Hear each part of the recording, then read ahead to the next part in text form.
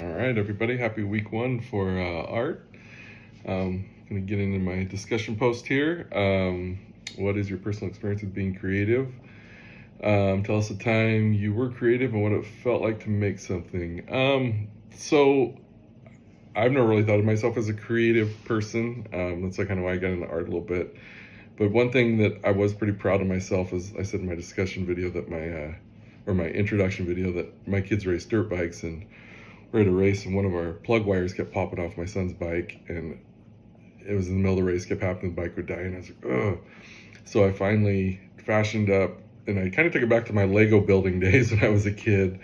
I made something to hold the spark plug wire on out of zip ties and foam and tape, and got it all on there, and it held all weekend for us, and nothing came off. And I was pretty proud of myself because I'm usually not that creative or can figure stuff like that out. I usually just go straight for putting a new one on there, and obviously we didn't have a new one. So that was one time that I felt I was kind of creative in building something and kind of looking outside the box on how to do it, and made something work out of what I had. So I was actually pretty proud of myself for that. I don't know if that is what we're looking for creative wise, but I felt it was pretty creative and it worked. So and then one of the prompts I'm going to choose is: being introduced to unfamiliar artworks can spark interest and curiosity to learn about cultures, art, and history. Why might that be valuable to you personally, to use as a collective society?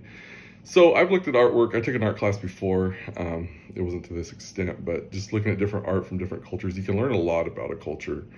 Their feelings towards, I always think back to like Chinese type art that I've seen, where they kind of really honor the elderly and, put them in that higher place. And I think we can learn a lot about other people, other, cultures' art, them as a person, how do they feel? What do they value?